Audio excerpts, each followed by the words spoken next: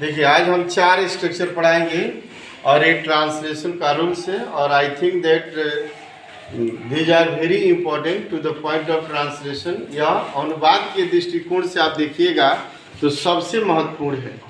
इसमें हमने बताया है कि दाऊ या आल्दो का प्रयोग, क्या मैंने बोला? दाऊ या आल्दो का प्रयोग। और फर्स्ट है आपका लिस्ट का प्रयोग, उसके बाद लेट एलोन का प्रयोग बताए और there must be some way, क्या मैंने बोला? There must be some way.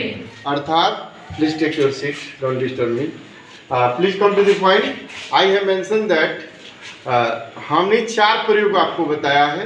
पहला प्रयोग है लिस्ट का अर्थ होता है कहीं ऐसा न हो कि, क्या मैंने बोला? कहीं ऐसा ना होगी। क्या मैंने बोला? कहीं ऐसा ना होगी। तो लिस्ट का प्रयोग हुआ। उसके बाद दाऊ या आल्दो, क्या पढ़ोगे? दाऊ या आल्दो। क्या पढ़ोगे? दाऊ या आल्दो। दाऊ या आल्दो बोथ मीन्स होता है यद्यपि या हालांकि। प्लीज कीप योर माइंड, आप याददाश्त में रखेंगे कि दाऊ या आल्दो का अर्थ होता है यद्यपि या हालांकि। हालांकि कहिए या यद्यपि के, जैसे कहते हैं ना यद्यपि मैं गरीब हूँ फिर भी ईमानदार हूँ, बोलते हो ना यद्यपि वह बीमार है फिर भी बहादुर है। आई एम राइट? तो आल्दो या दाऊ दोनों का अर्थ क्या होता है? यद्यपि या हालांकि। और लिस्ट का अर्थ होता है लिस्ट माने कहीं ऐसा न हो कि, जैसे नहीं कहते हैं कि सावधानी पूर्वक चलो कहीं ऐसा न हो कि गिर जाओ, बोलते हैं ना कि सावधानी पूर्वक बोलो कहीं ऐसा ना हो कि तुम गलती कर दो। बात समझ रहे हैं ना? तो इस तरह से। और तीसरा है कि आपको बताया गया है कि there must be some way, क्या मैंने बोला? There must be some way.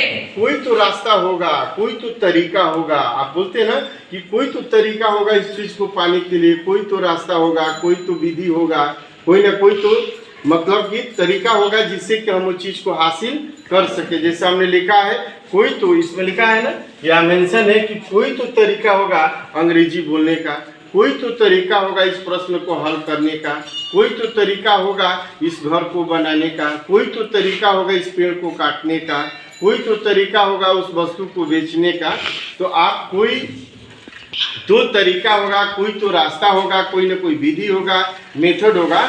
तो आप इसको देयर मस्ट बी, क्या मैंने बोला? There must be. Must be some way की तरह से बनाएंगे। और लास्ट में आपको हमने लिखा है लेट अलोन, नहीं कहते हैं। इसमें हमने मेंशन किया है कि पढ़ना तो दूर की बात उसे लिखना भी नहीं आता है। नहीं, जैसे कहते हैं ना कि यहाँ इसमें मेंशन हमने किया है पढ़ना तो दूर की बात उसे लिखना भी नहीं आता है। यहाँ लिख सकते हो कि उसे दौड़ना तो दूर की बात उसे चलना भी नहीं आता है। उसे लिखेंगे यहाँ कि चाय पीना तो दूर की बात, क्या मैंने बोला? चाय पीना तो दूर की बात। उसे चाय देखने भी या चाय खरीदने भी नहीं आता है। बात समझ रहे हैं ना? तो इस तरह से आप वाक्य बनाएंगे। तो आइए सबसे पहले एक चीज स्ट्रक्चर को हम क्लियर करें। पहले आप कोई भी यहाँ क्रिया रखेंगे, ऑब्जेक्ट अदर वर्ड्स रखेंगे और लिस्ट का प्रयोग करेंगे। और लिस्ट का हमने मेंशन किया है कहीं ऐसा न हो कि, क्या मैंने बोला? कहीं ऐसा ना होगी। इसे लिखा है कि ध्यान पूर्वक चलो, या सब नहीं कहते थे देख के चल ना तो ढिमला जी, बोलते हैं ना इसे। तो ध्यान देखो, यहाँ ध्यान पूर्वक चलना माने ध्यान से चल, देख के चल रास्ता। कहीं गढ़ा गुढ़ी होता है ना काट, जैसे बिछलानी बिछलहरी जैसे बोलते हो, जिससे स्लाइडिंग कर जाता है आदमी। तो कहता है कि ध्यान पूर्वक चलो या सावधानी से चलो कहीं ऐसा न हो कि गिर जाओ।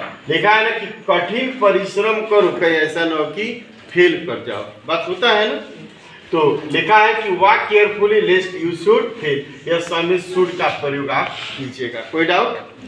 अब देखिए आल्दो या दाऊ का अर्थ होता है हालांकि या यद्यपि। हमने मेंशन किया कि हालांकि वो बीमार है फिर भी फुर्तीला है। तो आल्दो या though, he is ill, he is active. आप हालांकि के स्थान पर यद्यपि भी लिख सकते हो कि यद्यपि रमेश गरीब है फिर भी ईमानदार है। तो आल्दो या though Ramesh is poor, he is honest. I am right? Yes, sir.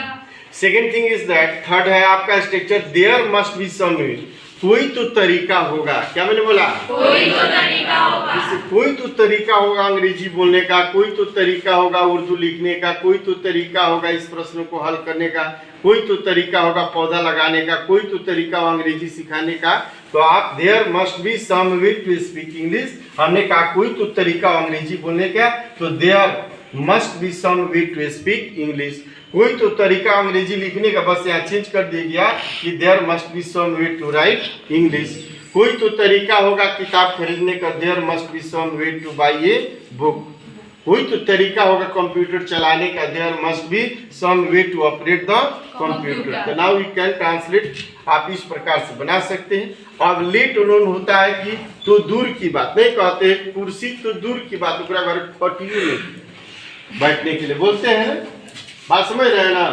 तो आप मने कहने का मतलब है कि पढ़ना तो दूर की बात, जैसे होता है कि जैसे आप और भी वाक्य होता है, जैसे बैठने उठने के सेंस में, लिखने पढ़ने के सेंस में, बात समझते हैं ना, कि 5 के नोट के ओकरा घरे फूटल कौड़ी में, बोलते हैं ना इस तरह से।